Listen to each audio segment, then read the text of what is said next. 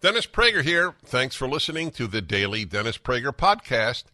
To hear the entire 3 hours of my radio show, commercial-free, every single day, become a member of Pragertopia. You'll also get access to 15 years' worth of archives, as well as the daily show prep. Subscribe at pragertopia.com.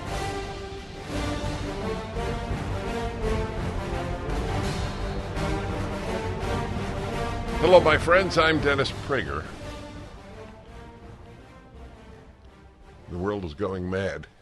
I don't know what else one can say. What was I? Oh, yes, last night I was speaking. I was actually having a dialogue with Dr. Simone Gold, frontline doctors, for the Children's Defense Fund. Or no, it's the Children's Health Defense, sorry.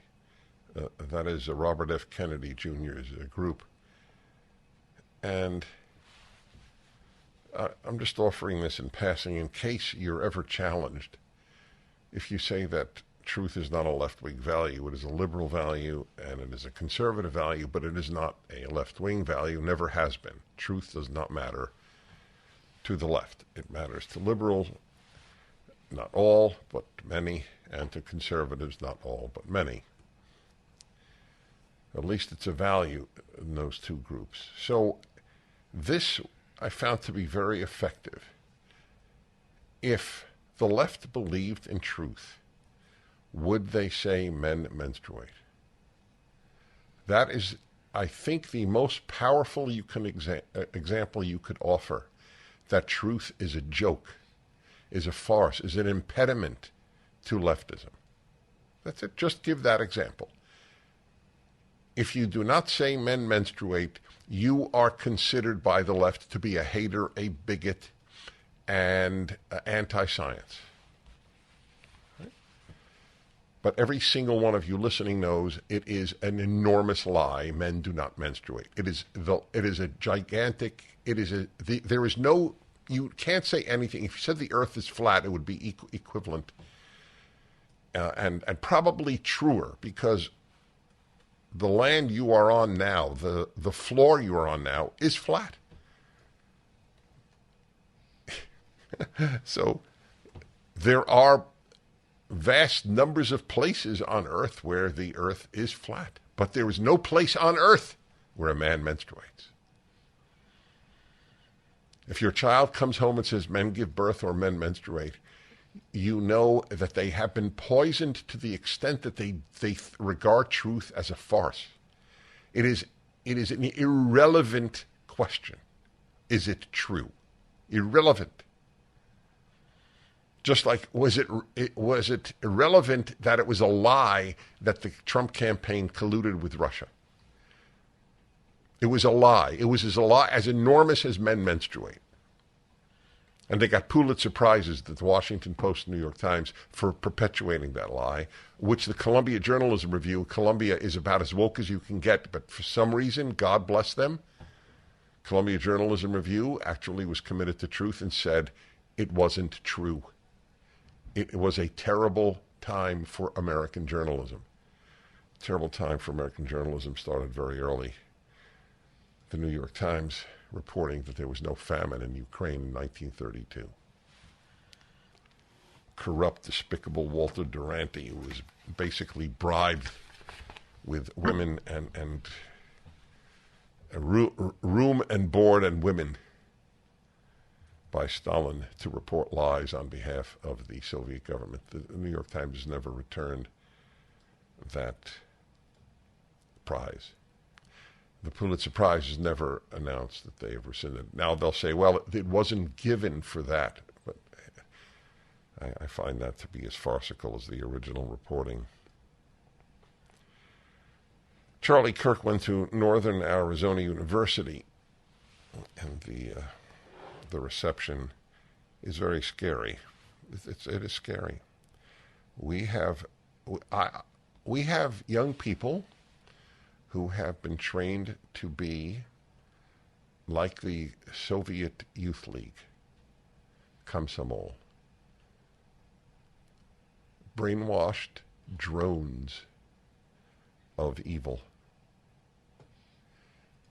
Charlie Kirk went to speak, and they were screaming, F you, of course they said the word, fascist. Charlie Kirk drowned out by protesters on Arizona college visit. I'll be with Charlie at Arizona State University next week. If you have a seventh cousin who attends ASU, have them come to our speeches. Next Wednesday night. That's a week from today in Phoenix. Charlie Kirk laughs as mob of smelly, overweight. Okay, I'm not going to read that. That's a tweet. We don't need it. F you fascist, you fascist. The screaming, I tell you, the screaming, it's, why don't right-wing students scream and curse at left-wing speakers? Even when they constituted a half the campus or even a majority of the campus, did they ever do this? I'm asking a question. They may have. I'm simply not aware of it. It's like, do any adult children who are Republican refuse to speak to a parent because the parent voted Democrat? You certainly have left-wing children who don't speak to a parent because the parent voted for a Republican. But it doesn't work in both directions, does it? Yeah. So again, we will be there next week. Charlie sent me a very long report on this. It's from Mediaite. It's longer than the one from this is Daily Beast. So, what is their the Daily Beast is their team? What? No, it's our team. So what? No, their team. No, you made a face like I was saying something silly. Yeah, you were. You are, yeah. Yeah, the Daily Beast is hard. So why would, it's interesting, why would Daily Beast be proud of reporting this? What do you mean? They believe that it's good for students to scream F you at a speaker they differ with and call him a fascist. That is the level of the Daily Beast? I guess that. Hey, you know what, ladies and gentlemen? You have just experienced something rare, and I apologize, a naive moment on my part, where I thought that even a left-wing website might be embarrassed by this, but they're obviously not. Yep. Turning Point USA founder Charlie Kirk was swarmed by protesters who heckled F you, a fascist, during an appearance at Northern Arizona University yesterday. Kirk, who was visiting the university for an open debate titled "Prove Me Wrong, the Government is Lying to You," was greeted on campus with sign which read, "Fascists," they spelled fascist wrong, not the Mediaite, the protester, "F off." By the way, I told you, I had that. When I spoke for Moms for Liberty in Philadelphia, they had a lot of demonstrators out there. And I went to take the pictures. And that, I guess, another naive moment, I thought they wouldn't recognize me. I was wrong within a few seconds. And many came over also screaming the F word at me. Right. I think pro-Nazi, I think that was in there too, which is remarkable since my hatred of Nazis is so deep. But anyway, and then so there was a young woman who looked me straight in the face and said, "Get effed." And I looked her straight in the face back and said, "I do." And she had nothing to respond. I think she was a bit shocked. Charlie Kirk has a small face. Do you understand that? What does that mean? Charlie Kirk has a small face? you ever hear anybody described as having a small face? No. Okay. Trans rights equal human rights. Okay. That's fair. But trans don't have the right to cheat. You have human rights if you're trans, but you don't have rights to cheat. And if you're a male biologically and compete with women, you're cheating. That's all you are. You're just a narcissistic cheat. And that's where rights end. We return. Gold dealers are a dime a dozen. They're everywhere. What sets these companies apart, and whom can you really trust? This is Dennis Prager for AmFed Coin and Bullion, my choice for buying precious metals. When you buy precious metals, it's imperative that you buy from a trustworthy and transparent dealer that protects your best interests. So many companies use gimmicks to take advantage of inexperienced gold and silver buyers. Be cautious of brokers offering free gold and silver, or brokers that want to sell you overpriced collectible coins, claiming they appreciate more than gold and silver. What about hidden commissions and huge markups? Nick Grovich and his team at AmFed always have your back. I trust this man. That's why I mentioned him by name. Nick's been in this industry over 42 years, and he's proud of providing transparency and fair pricing to build trusted relationships. If you're interested in buying or selling, call Nick Grovich and his team at AmFed Coin and Bullion, 800-221-7694. AmericanFederal.com, AmericanFederal.com. When I say that truth is not a left-wing value, I am telling the truth. The statement sex is not binary is an example of a lie. A big one. Sorry, folks, just adjusting the mic. It's a big one, and we have a video up this week at PragerU titled, Sex is Binary. And it is given by an evolutionary biologist, a fellow at the Manhattan Institute. So when you say science says, it is a corruption of science to say it. Did science say that children should be out of school for nearly 2 years because of COVID? Sweden had the schools open the whole time. Nothing happened, except that the students did not fall back.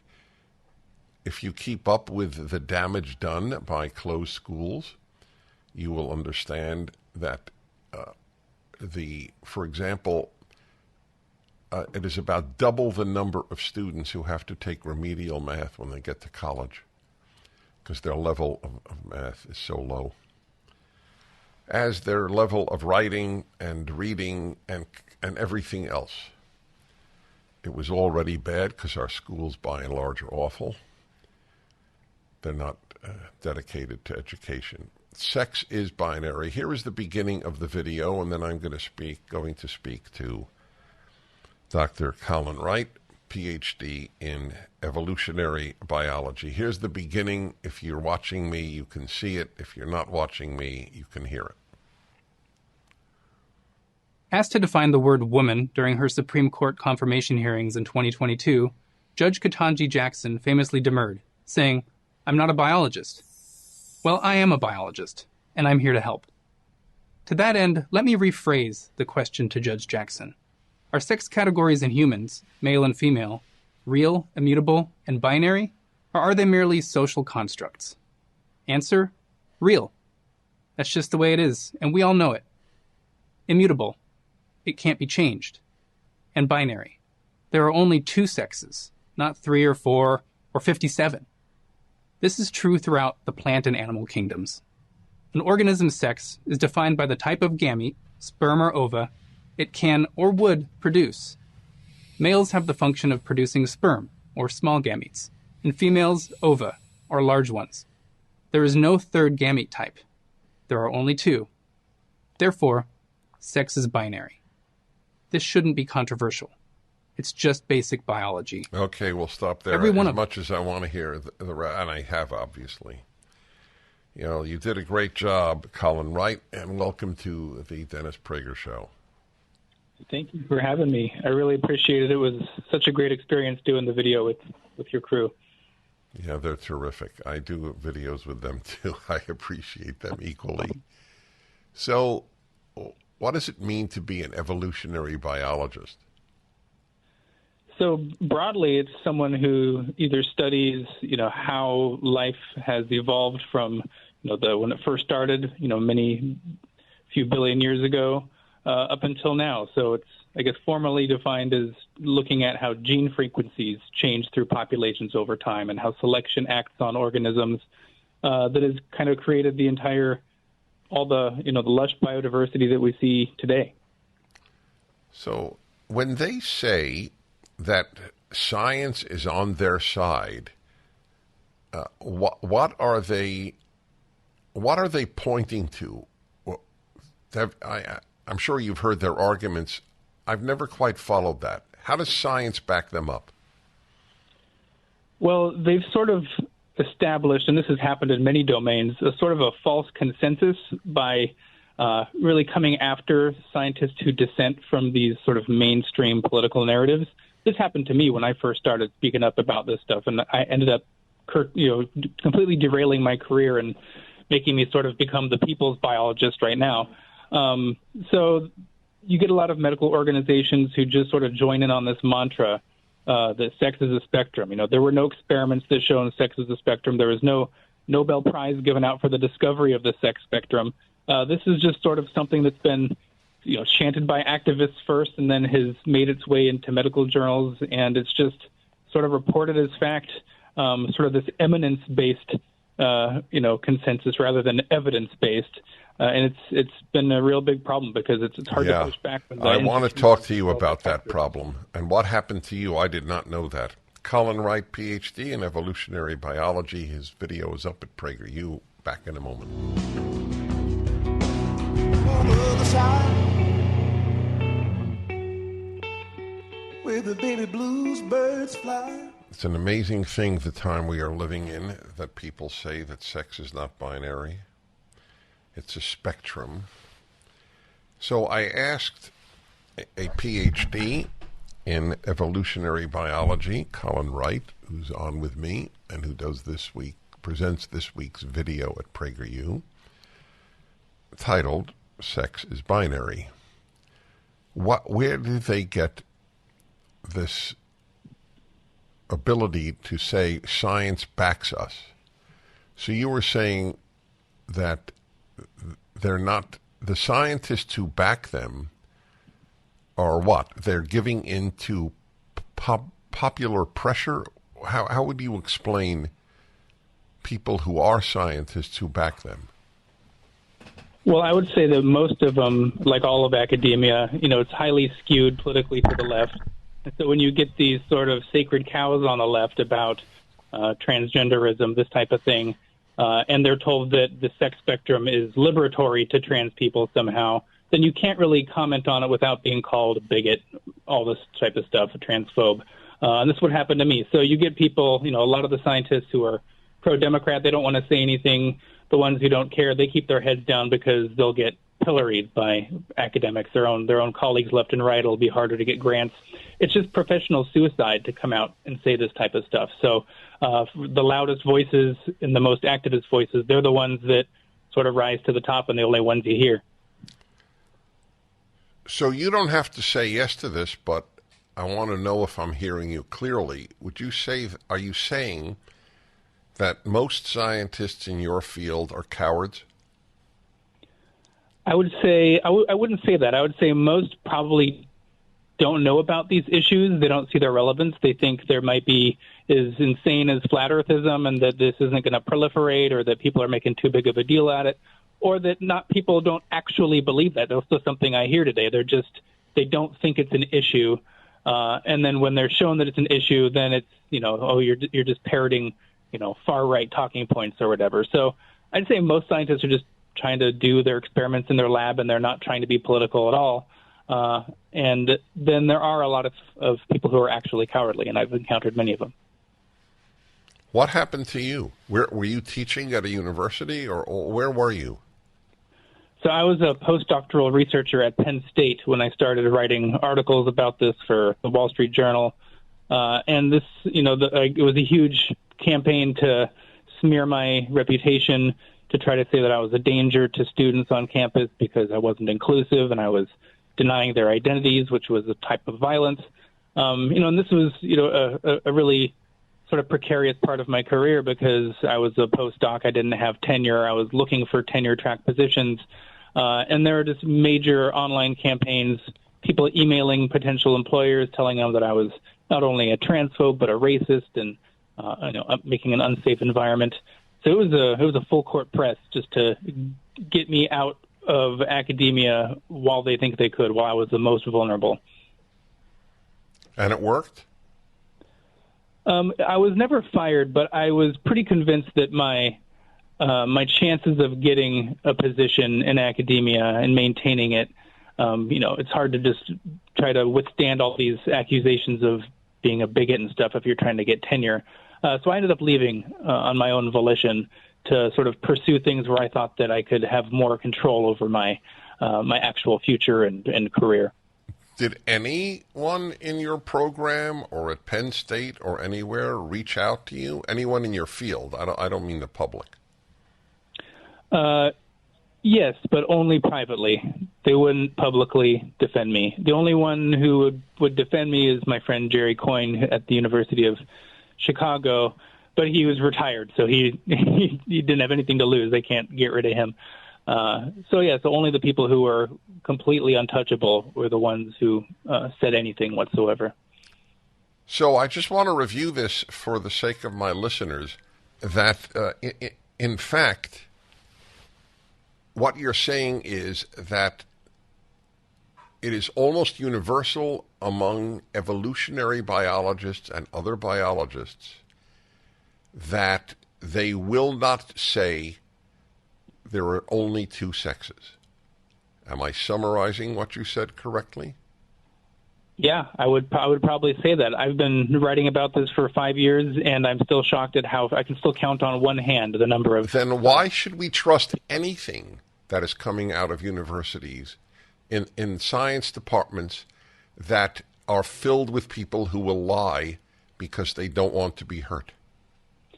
That is an excellent question. That's what made me so upset about this whole denialism of the reality of sex, because if we can't, if the public is seeing scientists get the easy stuff wrong because of political reasons, how are we supposed to trust them on the more complex things like, climate change or epidemiology and anything else? You can't. Anything that has a political valence, it's just completely unable for people to trust what's going on because they get the easy stuff wrong. Well, they're probably... That's right. That's right. That is exactly what is happening. By the way, you will find this of interest. I'm sure this has never been said to you. But so I just want you to know, when I began to think that scientists were not telling the truth to be popular or because popular pressure, 30 years ago, when they announced that 50,000 Americans a year are killed by secondhand smoke, I knew that the science departments or scientists in America were compromising science to say what the New York Times wanted them to say. Yeah, I actually read a piece in the Free Press recently about that whole. Oh, scam. Really? Yeah. What did it say? There was a scientist who was one of the main researchers of secondhand smoke. He came out with an article, 20 or so years ago that really contradicted all of the mainstream narrative that secondhand smoke was deadly. And he was essentially just completely called names and told that he was in the pocket of big tobacco, and they tried to come after his career too. So now, it was just last week this ran in the Free Press. Oh, good. I'm going to look that up. Yeah, Cullen Wright, PhD, evolutionary biology, gives this week's PragerU course, 5 minutes, Sex is Binary. Pay your child to watch it.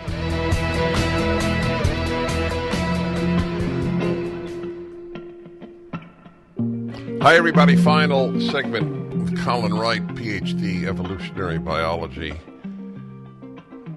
you realize how degraded the sciences are, that for saying that there are only two sexes, he is essentially banned from a career in academia.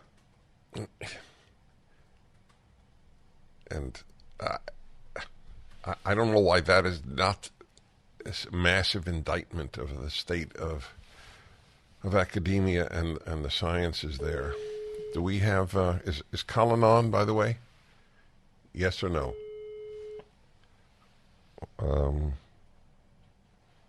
What's the answer, Sean? I don't know what you're signaling. We have him right now. Hold on. Okay, so he disappeared for a moment. Okay, good. You're back, Colin. Thank you. Yeah, happy to be here.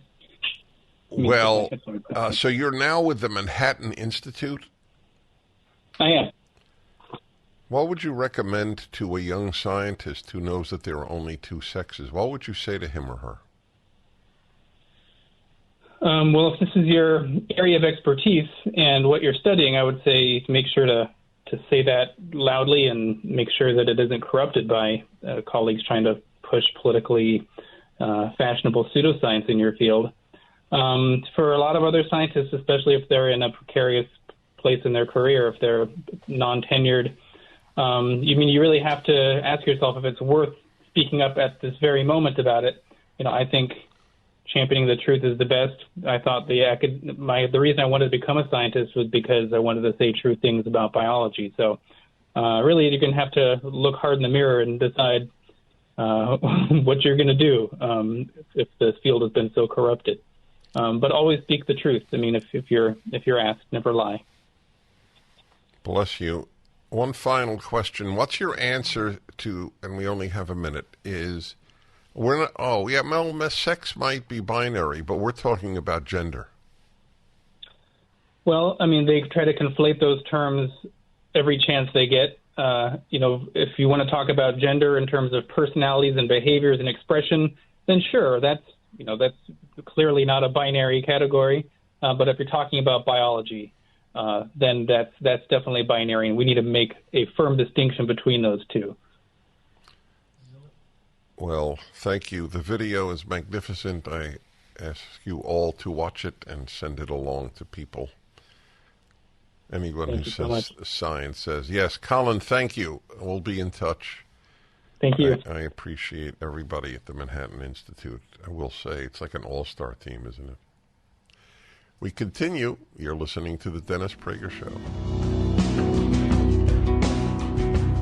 Mike Lindell has a passion to help you get the best sleep of your life. He didn't stop at the pillow. Mike also created the Giza Dream bed sheets. These sheets look and feel great, which means an even better night's sleep, which is crucial for overall health. Mike found the world's best cotton called Giza. It's ultra soft and breathable, but extremely durable. Mike's latest deal is the sale of the year. For a limited time, you'll receive 50% off the Giza Dream sheets, marking prices down as low as $29.98, depending on the size. Go to mypillow.com, click on the radio podcasts square, and use the promo code Prager. There you'll find not only this amazing offer, but also deep discounts on all MyPillow products, including the MyPillow 2.0 mattress topper, MyPillow kitchen towel sets, and so much more. Call 800-761-6302 or go to mypillow.com and use the promo code Prager. Hi, everybody. The Male-Female Hour every week, second hour of the show on Wednesday. I think it's the most honest talk about men and women in the media.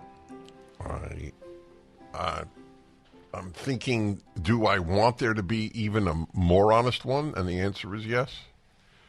I'm not looking for a championship. I'm looking for honesty on the subject.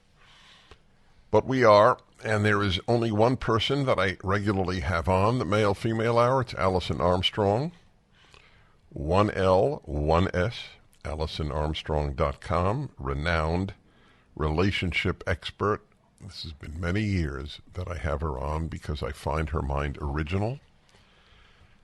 She, to her great credit, decided early on in her life to understand men. And I think she has. That's the amazing thing. That is quite a compliment, Allison. I think you have.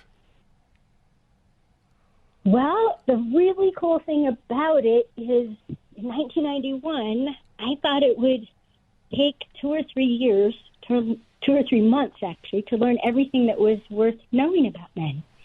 That's how poor my opinion was. And I've never committed to studying men longer. I've just been intrigued for over 3 decades. I still will learn something at this point and go, oh my gosh, who are these people? That's right. Exactly. Makes it really fun. Yeah, makes it really, really fun. We're going to get to the topic that both of us want you to discuss today, but just on that subject alone, because I've given this a life of thought as well,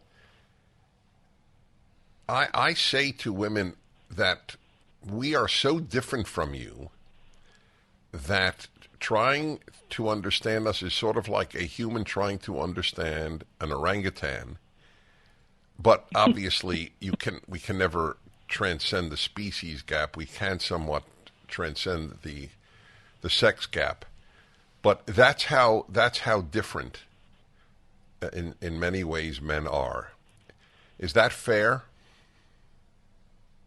I think it's fair, and the good news is, especially for women, we have moments that are, it has to do with our cycles, and it has to do with our mental state. We have moments where we are similar. We're similar to the focus of a man. We're similar, like when we're ovulating, that's the closest we come to the sex drive of a man. We have these moments where we can get really close, and I've used those for years to have women go, okay, now imagine being that way all the time. And their eyes get so big. And we're lucky. We get these little sort of edging up to being like you for moments every month usually, and that can give us some insight into, when I'm committed on to a result, I hate being interrupted. And I interrupt my husband all the time. Oh dear. So I want to bounce one more. I see that's an example of your original form of thinking. That understanding of men is available periodically to a woman. It's a fascinating insight. I just want to share with you a cartoon that I found. I think it's the funniest single one I've ever seen. I love dark humor, and I thought it was hilarious. But interestingly, it even works. You don't have to see it, although seeing it is funnier. So here's the cartoon, the illustration. A man is hanging from a rope in his house. He's clearly committed suicide. The chair he stood on is knocked over. He's dangling dead from the noose, and he has a note on his chest. And his wife is looking at the note and says, "You misspelled constant criticism."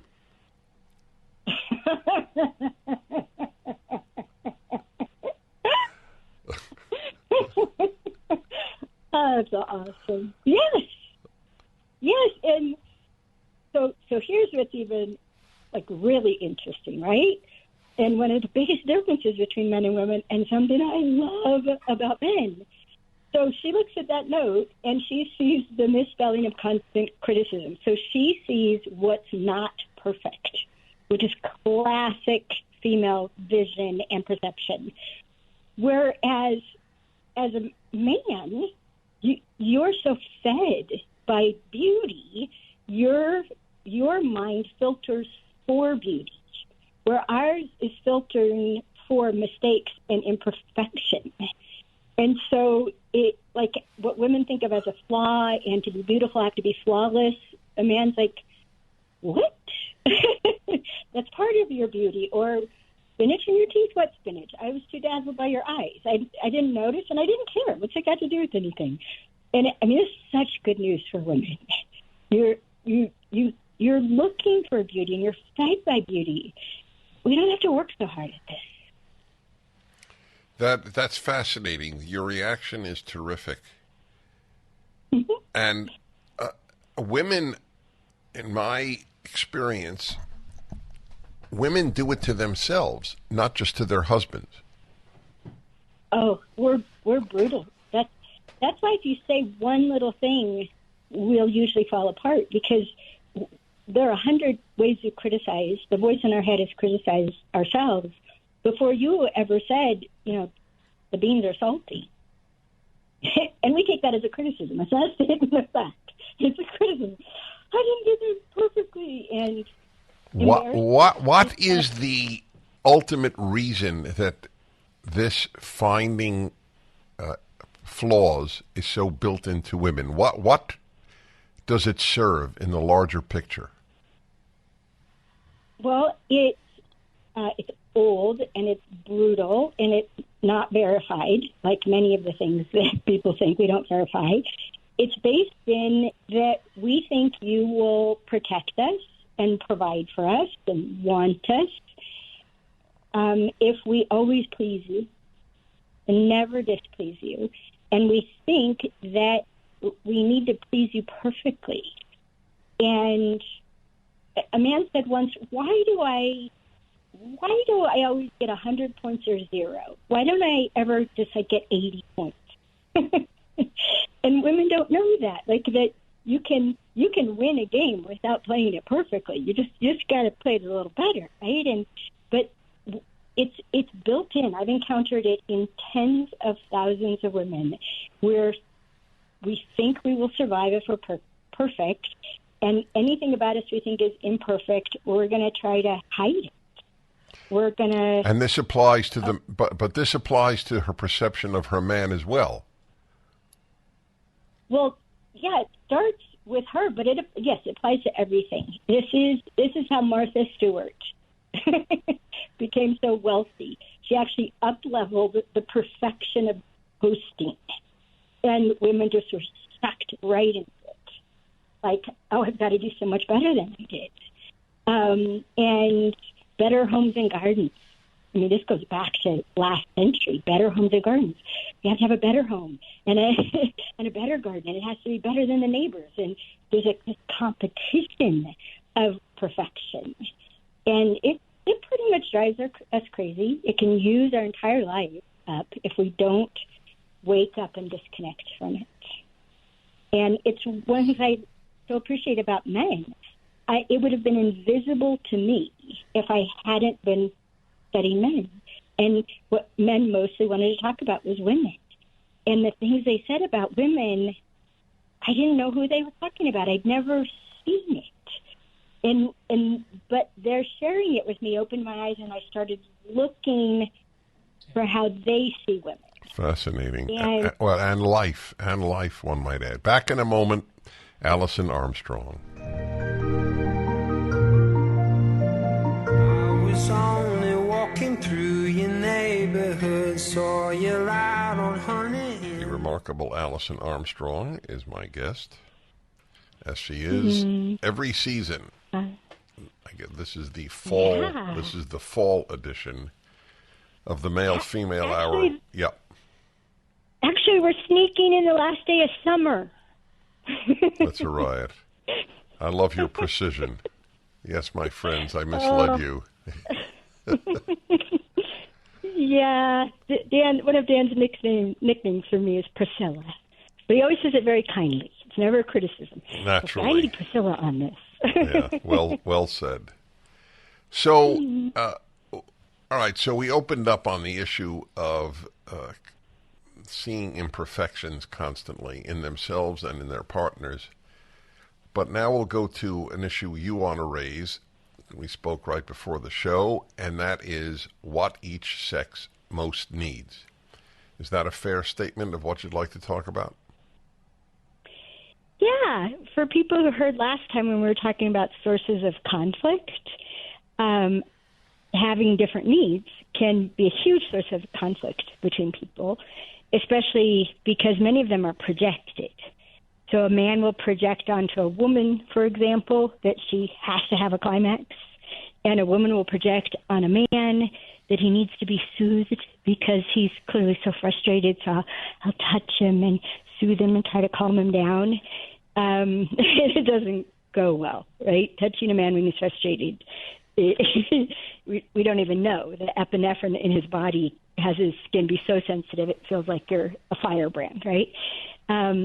So not only do we have different needs, but we don't know we have different needs. Most of us aren't even aware of our own needs because there's such a prohibition against having them.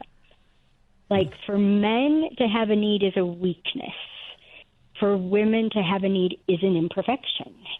And so we don't do nearly enough work in this area. And so when you and I talked last time about needs as a conflict, you said, we should talk about what people really need. It's like, okay, let's do it. Mm-hmm. And I've worked on this since the very beginning of studying men because I thought men either didn't care about what I needed or they were actively withholding it. And then as I listened to men, I was astonished at how much attention men pay to giving a woman what she needs, and can they give a woman what she needs? And part of being the right person to marry is he thinks he can give her what he thinks she needs. And that he thinks is important. And so I've just spent a lot of time distinguishing different kinds of needs. And there are needs I call survival needs, like truly you will die or your genes will die if you don't eat, sleep, have water, and have sex. Like both men and women need that. As I was saying before the break, women only have the drive from that need when they're literally ovulating. That's when we're fertile. So that's when that survival need kicks in. And then we have things we think we need in order to survive, and we'll have a big, survival reaction. And those differ as well. For men, it's mostly because they survive by being productive. And, I mean, that is worth a whole conversation for sure, Dennis, because it's not just productive in the present. It's productive. How long have I been productive? How long do I see I'm going to be productive? They're very successful men, deeply, deeply depressed because they think they're at the end of their productivity, right? So being productive, and then to be productive, you need to be productive. The perception is with certainty, and you don't have to talk about it, you need to be respected and trusted. So any indication, and this happens a lot in marriages, where she'll do something that his reaction to it seems outrageous, she doesn't know that she just, the perception is she just attacked him by disrespecting him. And women, we're going to express a lot of doubts, which they don't know their man is, wow, she doesn't trust me. If she doesn't trust me, she doesn't respect me. If she didn't trust and respect me, she doesn't know who the heck I am. And then the despair at that. I mean, it's so hurtful and sad. And then on the other side, for women, we're sure we'll survive by being connected. And so we're constantly paying attention to, are we connected, the quality of the connection, and we panic when there's an interruption to the connection, which men connect and disconnect because of single focus. And we panic in the disconnect. And that's usually why we'll interrupt, is to try to reconnect. And it doesn't go well. And then even one of the things I've encountered, and for any women listening, women so depend on connection, it gets crossed over. Like women in sales think that if they have a really good connection with someone, they're going to buy from them. They don't know, okay, we got a good connection, but they have a better price, they have a better warranty, right? Like They're not going to buy based on connection, right? There's so many factors. And so that's one of the biggest differences, connection versus trust and respect. And for women, the access to connection is interest. And you could say attention and curiosity. This is why we love being asked questions. Men hate being asked questions. I asked a group of men once, how many questions does it take to make it an interrogation? They all raised one finger. That's a riot. Yeah, so women, they're dating and they want to ask a man all these questions, and they don't know why he isn't anxious to get on the phone and do that with them. I can't wait. And so I teach women. Men do better with playgrounds than with interrogations. So, all right, hold on. That point you'll develop. I'm speaking with Alison Armstrong. AlisonArmstrong.com. We continue on the Male-Female Hour.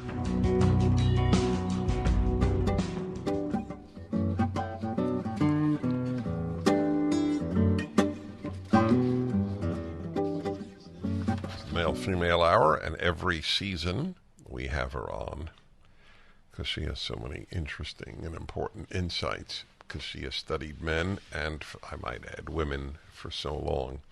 AlisonArmstrong.com, 1L, 1S. And while I'm at it, 1N, 1O, 1I. This is just to make sure you stay awake. I love the absurd. Forgive me. All right, so we're talking about the needs that men and women have, and they're not identical. See, if I may, for one moment, I'd just like to put it in another way, because I think I really hear you clearly. So, I think a great analogy is people often give a gift, like a birthday gift, let's say. They will often think, what would I like to receive? And they give the gift, and they mean only well. They mean to be giving and altruistic. But it's irrelevant what you would want in that sense. See, the old dictum, do unto others as you would have done to you, has some truth, but it's not the whole truth. Yeah. Okay. I wanted to make sure I understood you. Go ahead. Well, I would differ with you in that it's not what would I like to receive. There might be what would I like him to have, like what would I like him to wear. But as we're going through life, we watch what a man seems to be lacking or struggling with, and then we'll decide, oh, he needs a new golf bag. Oh, he needs new socks. Oh, he needs more flashlights or something like that. And this is why we never ask you, what do you want for your birthday? We think we already know. I mean, that would be respect. Honey, if you had it all your way, what would I give you for your birthday? And then say, you can get back to me. Don't stand there demanding an answer. And that would be amazing. But this is why when a man asks a woman, honey, what do you want for your birthday? She's hurt because she thinks he hasn't been paying enough attention to her to notice all the things that have been obviously she's admired or said she wanted or struggled without. She thinks he's paying so little attention to me, a tiger could drag me away before he even looked up. So it's back to that connection and safety, and so we take something lovely like a present, and we turn it into another conflict, and we don't even know why we're doing it. We just, I said it a long time ago, Dennis. Women look at a man and see a hairy, dysfunctional, misbehaving woman. And we don't even question that our expectation that you be just like a woman. And then we would take it personally that you don't respect me enough or love me enough or care about me enough to do what's obviously the right thing to do. And because of that, because you doing your right thing isn't the same as our right thing, and we don't even know that. We just think you're misbehaving, not doing the right thing on purpose, so you should be punished. And then it goes further, and this is, to me, where I'm in awe of men. We don't even know how much men pay attention to the right thing and to doing the right thing, and that honor is doing the right thing no matter how you feel. And not just bad feelings, like do the right thing even if you're mad. Do the right thing even if you love someone. You're going to do the right thing. And we miss this, and it's the core of the 97% of men who are honorable and try to be honorable. Mm. When we come back, I'd like you to answer this. Would it be among the most productive things, and you're perfectly welcome to say no to me, but would it be one of the most productive things men and women could do is to simply answer the question for the other, what is it I most need from you? Tell me if that's a legit question. We'll get back, let's talk Alice. about that when we get back. Yeah, all right. Allison Armstrong, 1L1S.com.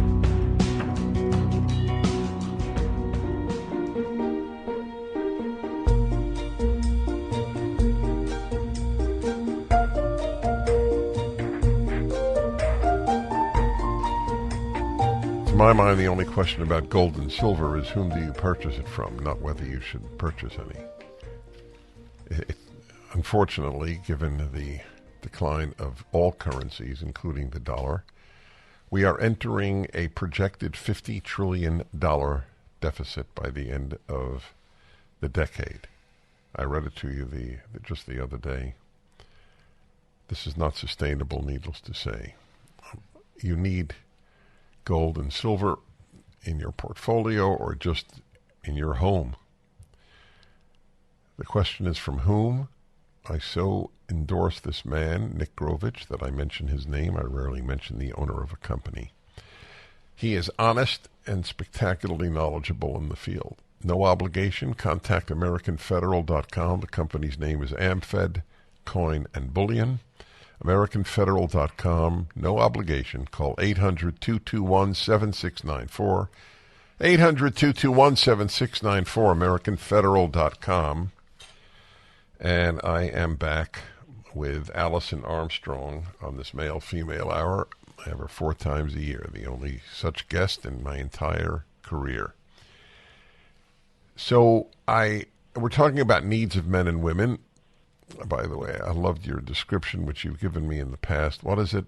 Women essentially think men are hairy versions of themselves. Is that right? Hairy, misbehaving, dysfunctional women. Oh God, that's so much better than what I said. Oh my God. Well, that explains the cartoon. You misspelled constant criticism. Gosh. Exactly, and women feeling the obligation to punish, because if you don't punish people who misbehave, they're just going to misbehave worse. Before I address your question about the question, what do you need from me most, can I add a little bit about men being honorable, because I got worried I'd leave men in a bad place. Please, go right ahead. 30 seconds. A good word about men is not common these days. So sad. Yeah. So men tend to think that feeling shame, it's that gut feeling, I think it's one of the worst in the world, means that they're dishonorable. And that's what I want to clean up. Feeling shame is actually a reaction to failing at what you're committed to, what you think is the right thing to do. We'll feel ashamed when we're not the qualities we're committed to being, or a man will say, I should have been there. I should have been there. So you don't have to be perfect at doing the right thing. And when you think you haven't, you'll feel shame. That's what honorable people feel. And owning that and forgiving yourself for it is really important to what a man will think he deserves. And you and I have talked about that before, the lifetime equation. And so bad people, if you will, don't feel shame. Mm-hmm. They literally do not feel shame at any way, any harm that they cause by neglect or by action. They don't feel shame about it. And so it's one of the things I learned when I was teaching men how to be the best version of themselves, that shame is actually something to head into, to reconnect to your own spirit. Because what we're ashamed of is an indicator of our highest values. Excellent. And now to my question. Okay. Is it productive if a spouse would answer the question, what do you most need from me? I would say a resounding yes. And there are other versions of that. And then there's something really important. So is there anything you need from me that you've given up on getting? You can save a marriage by listening to the answer to that question. Is there anything you need from me that's too hard to get? Because that's something that will precede to giving up on getting. And what do you need from me the most? Absolutely. And the trick is, and this is where love, honor, and cherish comes in. I think those are verbs. Can you honor someone's need because they say so? And if you need to understand why they need that, that's not honor. That's not honoring. That's, oh, your need makes sense to me, so I'll give it to you. Instead of, I don't need it to make sense to me. I only need you to just tell me that it matters to you, and I'll do everything I can. Yeah. I asked Dan, we're going on 3 years, my boyfriend. I asked him a couple weeks ago because he's doing the Understanding Men course right now. So he's watching women confront how they emasculate men. and I was like, okay, am I doing any of those to you? No. Is there anything you need from me that you're not getting? No. Is there any way that you need to be supported by me that I'm not? He's like, he looks at me and goes, I'm good. But it takes courage. It's scary to ask that question. And it takes courage to sit and listen and to open your mind to, we don't need the same things. And can I still give it to you out of loving and honoring and cherishing you? I'm going to give you what you say you need. So since we don't need the same things, isn't the deck stacked in some ways against couples from the beginning because they cannot intuit what the other needs? I think stacked is a mild word. I think relationships are doomed. I think we're doomed. If we don't wake up, get curious, clarify and verify. Talking to my chiropractor the other day about this, he and his girlfriend are at such an advantage because he's a native English speaker, she's a native Spanish speaker, so they keep verifying if they're understanding each other. And they're doing so much better than people who assume they're understanding each other. You're brilliant. That is your reaction to my saying the deck is stacked. Dennis, you didn't say half of it. They're doomed. They're doomed. They're doomed. We literally have opposing instincts, right? So my need to connect will cause me to interrupt you, but you need to be not interrupted so you can focus. So I will interrupt you to feel safe. You need to not be interrupted in order to be productive and feel secure. And not only that, but single focus is a state of peace. And women don't know how much men crave peace. Oh, I established it on this program. You'll love this. I asked men, I should really write this up. I asked men, in the prime of their life, by the way, and I asked them, would you trade in half the amount of sex you now have for a happy wife? And everyone said yes. Yes.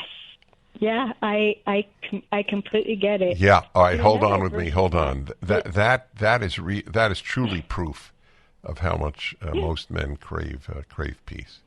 I will be back in a moment with Allison Armstrong.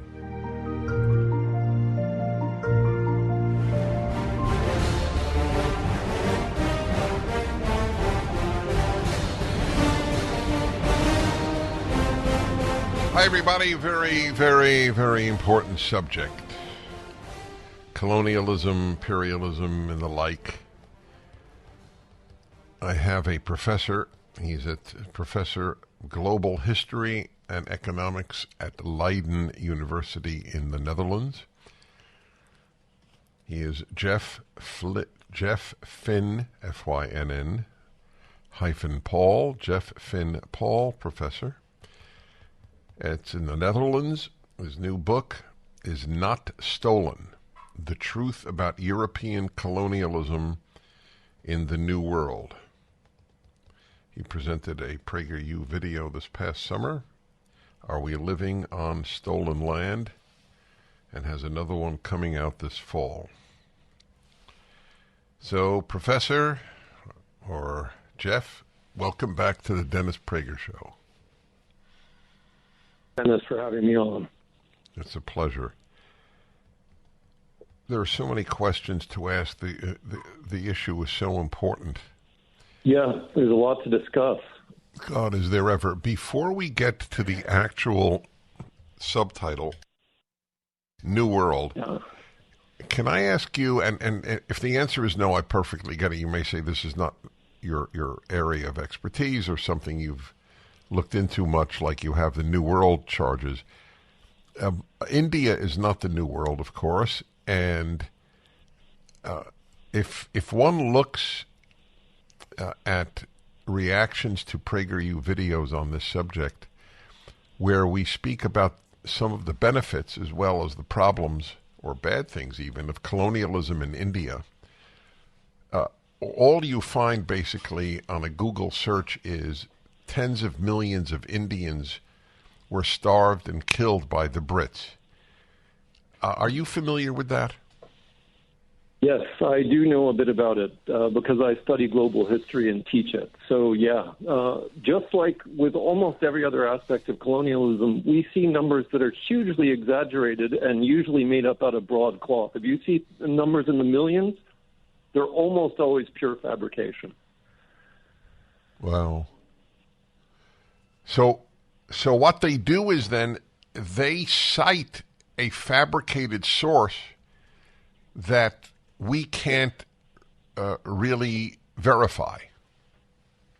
Well, a lot of times you'll have one demographer who is a sort of rogue. Like, this is what happens on Hispaniola, where Christopher Columbus first landed. There was one group of demographers in the 1970s who said, we think there might have been 8 million people on this island.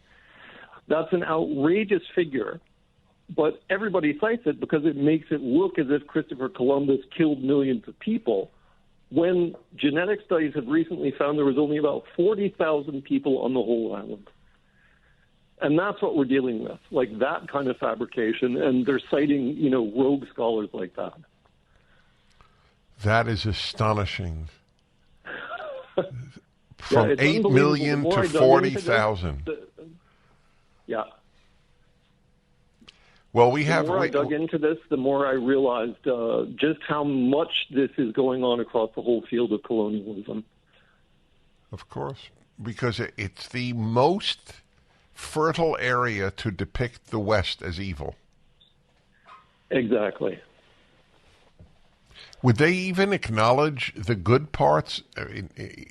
Do they acknowledge that India became a modern nation in large measure thanks to English becoming a universal language? They had no universal language. Courts were set up, legislature, free press. Do they acknowledge the end of sati, where widows were burned with their husbands' body when it was cremated? I mean, do they acknowledge any good? Yeah, and that there was a peace that was eventually brought across the whole country because warring factions were brought together. They were introduced to the modern methods of history. So everything we know about Indian history was actually salvaged, most of it by British people, and then eventually Indian people learning from the Brits. There are some people beginning to acknowledge this. But they're still drowned out by all the chorus of, howling outrage on social media. One more question on India, and then we'll get to, of course, your book and the New World issue. Yeah. I feel like I'm putting you on the spot, but I so respect you. Maybe you will have an answer. So, doing research on the following matter,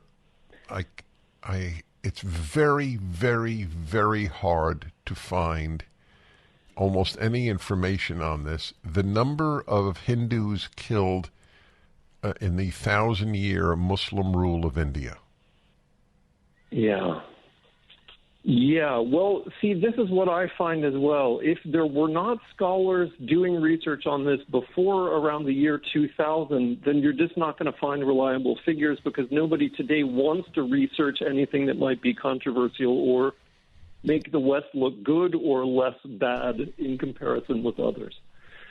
So it may well be the case that nobody has really counted those kinds of figures up, and certainly in the last 20 years, nobody has dared to do anything like that. And I might add, because I really have done research on this, the Indian government doesn't want these figures to be released for fear of Hindu-Muslim violence in India. Sure. Yeah, well, and that's the problem. I mean, you can see if it's going to spark modern actual violence, then you can see why they might want to put a lid on it. But, in the long run, of course, we need to have an accurate historical record. That's the only way that mature political decisions can be made. Yeah, no kidding. Okay, yeah. So I don't know how best to approach this enormous subject, colonialism in the New World, but I'll do it in this way. Name one or two of the greatest charges, or more if you like, and refute them. Sure. Well, I mean, I really see my mission in writing this book as being a sort of morale officer for the U.S., a sort of unofficial morale officer for the U.S. Armed Forces and for the American people in general. Because we're being told constantly by the left that we were the bad guys of history. But when you look at the historical record, it overwhelmingly shows us what we were always told up till 20 years ago, which was most of the time we were, in fact, the good guys. We actually did history better. Our leaders were more moral than almost any other pantheon of national leaders, except maybe the Brits. And so we really, despite our flaws, were generally far better than anybody believes today. And one of those major charges that the left is leveling at American history is the idea of genocide. And before 10 years ago, almost no historian used the term genocide to describe what happened to the Native Americans. Even in California, you've probably heard now of the California genocide after the Gold Rush. And that used to be known as the California Indian Wars because there was an actual war going on for about 20 years there. But now it's been rebranded a genocide simply because that is a charge which is, easy to lay at the feet of European Americans. So that charge of genocide is a novel one, and it's one that 100 years of historians before about 2013 never talked about. And so as soon as you go back to the real history books, you see that is just simply not true. This has been made up. The other one is stolen ground.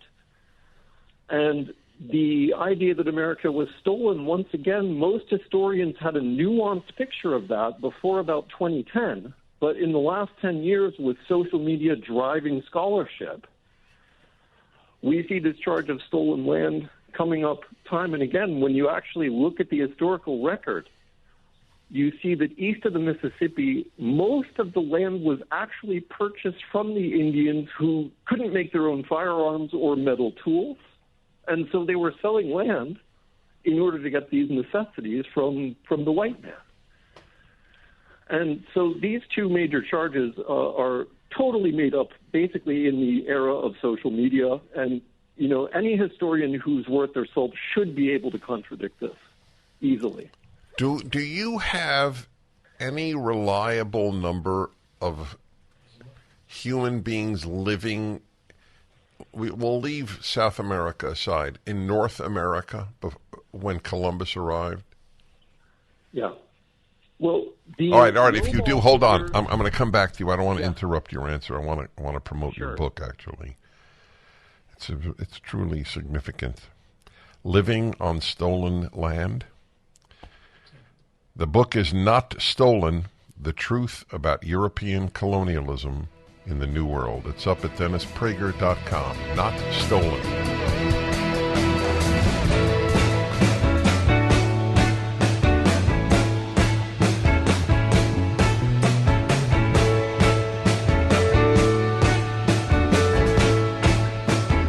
Folks, we can still prevail in Western society with people like her. TeamRiley.org. I might add that I have a guest on of whom I can say similar things. Jeff Finn Paul, professor of global history and economics at Leiden University in the Netherlands.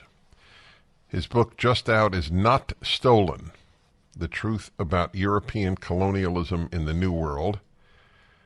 And Jeff, I was asking you, do we have any solid number, simply a number, of the people living in North America at the time of Columbus? Yes.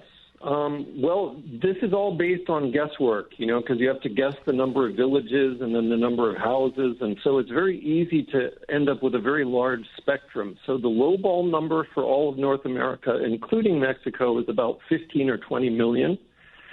And the highball figure is about 100 million. And that is completely ridiculous, but that's the one, of course, that gets cited because then it looks bad when all these people disappeared.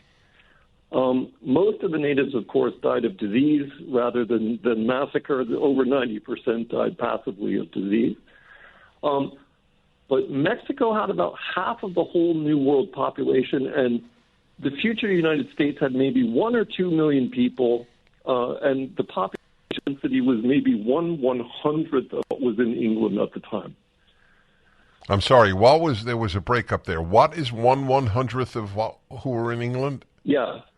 The population density in North America was only about 1/100th of what was in contemporary England. So it was over. Well, they were settled, and I assume that the Native American was nomadic.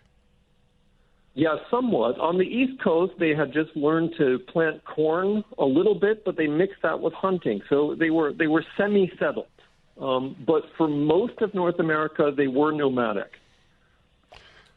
Okay, so what is your theory, not including Mexico? What do you think was the number? I'm thinking before Columbus, maybe up to 2 million. But then all these old world diseases passively spread through the continent, so a lot of these people ended up dying off. We end up with maybe 1 million by the time the Europeans are settled. So about half were killed by disease, and obviously a certain number in wars with the European. But this was tiny numbers in the 17th century, a couple thousand, if that. And then did the numbers increase in the 18th, 19th centuries? Well, okay, here's a pretty crazy figure that most people don't realize. So maybe out of 1 million Native Americans over the until 1848, so over several centuries, only 7,000 Native Americans were actually killed in massacres up to 1848. 7,000 over 250 years. And why do you pick 1848? Well, because then with the gold rush, maybe there's contested figures. Maybe another 7,000 people were killed right in the years between 1848 and when the Union came and settled things in around 1870. Because they're now speaking, what do they now speak about? The Gold Rush genocide? What is the term they now use? Exactly. Yeah, they're trying to call it the California genocide. California and it used to be known as the California Indian Wars, and most of these people did die in battle or during combat situations.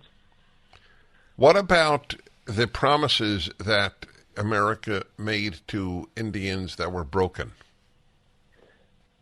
Yeah. Well, I mean, there certainly were broken promises. The Trail of Tears was one where, they had been promised this land in the southeast, but then they were kicked out to Oklahoma. So some of that did happen, but if you look over the long term and across the U.S. as a whole, most of the land east of the Mississippi was purchased in small deals. Like I had said before, where the Indians traded extra land for tools and firearms and the like. So there were some treaties that were broken, but that is not the majority of what happened. Those are more exceptions to the rule. And even with the Trail of Tears, these people were offered compensation, farms that were equal to, actually superior to what most white settlers had. But the ones who were moved were people who refused those farms. So the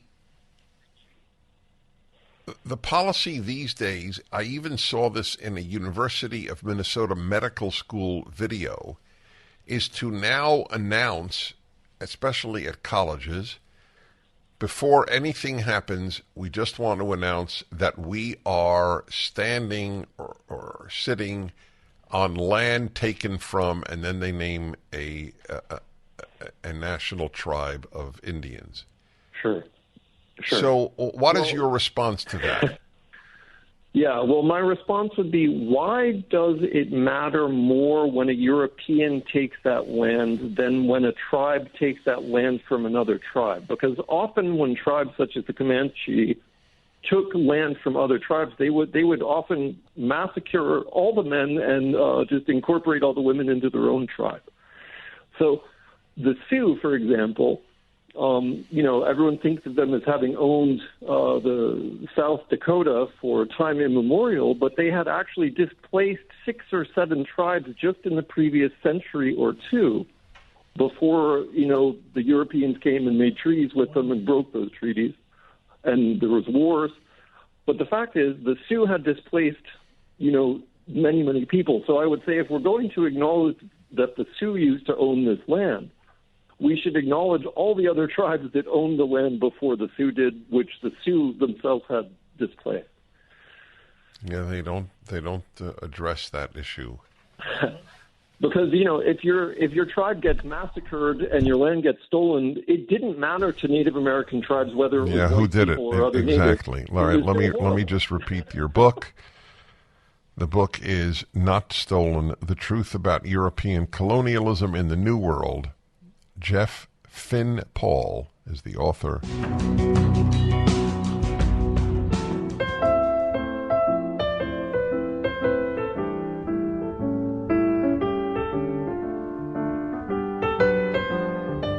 The author of the book Not Stolen: The Truth About European Colonialism in the New World is my guest. By the way, do you know if an Audible will be coming out of your book? Yes, we are in the process of producing that. Good. I already bought. I have it now. If it were in Braille, I would probably have it. I have the Kindle. I have the book. It's the book itself. Give you an idea, and I will get the Audible when that comes out. That's how much That's how important. Great. That's how important I think. Yeah, I agree. I am curious, how is your university in the Netherlands reacting to you? Because if you were at an American university, you would need bodyguards. Yeah, no, I was wondering about that. I mean, already 10 or 15 years ago, I was being very cautious, but I occasionally said things when I was writing the history of slavery. I mentioned that other people besides Europeans sometimes took slaves, and as soon as you do that, that already raises some flags in the minds of the woke. So I actually had to get a job overseas, in part because the American Academy was not welcoming anyone with a dissenting voice. So the good thing is the Netherlands is the place where the Pilgrims actually originally Leiden, my home university town, is where the Pilgrims originally came from. And it still has this idea that it is a, quote, bastion of liberty. That's the motto of the university. And so far, the administration is on my side, even though certain woke international students are starting to get kind of grumpy and agitated a bit. They're agitated not over the issue of truth. They're agitated over the issue of not depicting Europeans as evil. Well, that's just it, because that's all I'm saying. Europeans were not as evil as we're hearing in the last 10 years. I'm not attacking any minorities. In fact, I think my philosophy is more empowering to minorities than the left's philosophy. But yes, that's what the students are upset about, is the truth, basically. So when Columbus arrived in the New World, what did he find, both in numbers and in quality of life? Yeah. Well, I mean, he wanted to find China because he thought he was the next Marco Polo, and so he was hoping to find cities with, roofs tiled with gold. But, of course, he landed in the Bahamas and on Hispaniola, where it was, just a fairly primitive Stone Age society. It was interesting in its own way and had some really interesting art. But he only found about maybe 40,000 people there on Hispaniola, the first island where he set up shop. And yet we hear that there was millions and millions of people, which is, of course, a fabrication just to make Columbus and the Spanish look bad. For me, oh, I don't think you Hi, realize. everybody. The show was knocked off the air, as you obviously have inferred by now. It was not done for political or ideological reasons. That's the good news. It was done through an accident that took place at the mother station. I'm certainly sorry about that. Jeff Finn Paul, professor of global history and economics, Leiden University, Netherlands. The book, Not Stolen, The Truth About European Colonialism in the New World. You know what I always wonder? What's that? What does the left, presuming there are even a handful of serious thinkers there, and no, and I'm not being cute. I think that there are serious liberals and serious conservatives. Yeah. I don't think that there are serious left-wing thinkers. But let's say there were one. How would this individual answer the question, what would you have liked to have happened? Nobody come to half of the Earth's surface, the Western Hemisphere? Yeah. What would you have prescribed in your idyllic, non-colonialist world? Well, that's just it. See, I'm an economic historian, so I think in terms of practicalities like this. Like, the old world was 90% of the global population. I mean, sooner or later, they were going to reach the new world, whether it was Arabs or Chinese or Europeans. But I don't think that most of my colleagues really think about that terribly much. I don't think they think in terms of spatial relations. They're mostly social historians these days. So they only think about culture. They only think about, literature, or they think about language, but they don't really think about the practicalities of life. So I really wonder what they would say. They would just try to change the subject. Yes, I would think so, because there's no answer to the question. No. Half of the world is not going to be confined where it is and say, well, people live there already. I mean, if that were the case, then obviously there wouldn't have been a European expansion to the British Isles. Nobody would have moved anywhere. Everybody moved somewhere. No. Precisely. And, where there were the most people in Mexico and Peru, today those people are mostly mixed race indigenous people. It's not like Europeans wiped them off the face of the earth. They just interbred with them. They're still there. Well, they, in some cases, I think, the Aztecs? They helped wipe themselves out. There was so much human sacrifice. Yeah, which the Spanish outlawed and don't really get any credit for saving a couple 100,000 people in the first decade alone. By the way, in that regard, I don't know the answer to this. I've always wondered, was there human sacrifice in North America?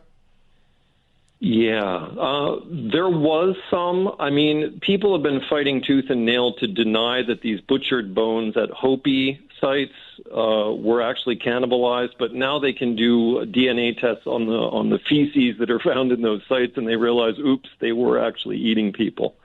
So yes, that was going on to some extent, cannibalism and human sacrifice. And not that much, not as much as the Aztecs, but sometimes, yeah. Yeah, the Aztecs win that award along with the Canaanites, but that was in another part of the world. What happened? Back to Hispaniola and Christopher Columbus. So I asked you, what did he find, both in terms of numbers and quality of life? Yeah, so again, it was basically Stone Age hoe farmers, and maybe only a couple tens of thousands of people on the whole island.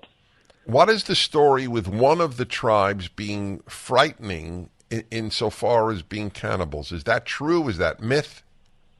Yeah, well, I mean, the Taino Indians that Columbus first encountered they thought more peaceful, and they thought the Caribs who lived to the south were more warlike and more cannibalistic. Of course, the Tainos, to survive, they had to be good at war as well. It's just that the Caribs were fiercer and they were cannibals. Yeah, we depict that in the PragerU video, and people resent that. Like, they don't ask, is it true? They just don't like the fact that they were. By the way, Caribbean comes from Caribs, folks, so you'll understand what happened there. What was his own view, to the extent that we know, of the indigenous people? Was he a white supremacist? What were his views? Yeah, well, that's one of the things I explore at length in the book. And the fact is, Europeans didn't know what the idea of racism was back in the 16th and 17th century, because they, first of all, believed that everybody was descended from Adam and Eve, so we were all one race. Second of all, they thought that if you had different colored skin, it's because of the latitude that you lived at. So they were thinking that the Native Americans that they found were basically the same color as themselves. Certainly the ones who lived up in North America. So the idea that Columbus was racist is rather silly. He also, in his journals, talks, about native intelligence, about how they'll make great subjects of the Spanish crown and fellow citizens. Other Spaniards were talking about how they're great craftspeople. So while there was definitely some prejudice, we can find plenty of instances where Columbus and his colleagues were saying these are as good a people as any you're going to find anywhere on Earth. That's fascinating. Yeah, but nobody. Not what you hear. Nobody knows that, nor do they know that Columbus Day was made in order to celebrate the Italian who was truly persecuted in many places, Italian immigrants. Yeah, there was a lynching in New Orleans in 1892 before mind-blowing. the first Columbus Day. Yeah? People certainly don't know that. The book, folks, is not stolen by our professor that I'm speaking to, Jeff Finn Paul, to be precise. He's at Leiden University. This is not your first book? No, I've written several scholarly books, but this was the first time that I decided to write one that's more accessible to the public, because honestly, I just got so fed up with what my colleagues were doing. I thought somebody had to step up to the plate. No kidding. All right, final segment. Yes, you're at the light. Back with Professor Finn Paul in a moment. This book should, at the very least, it should be required reading in courses on colonialism, along with the other books.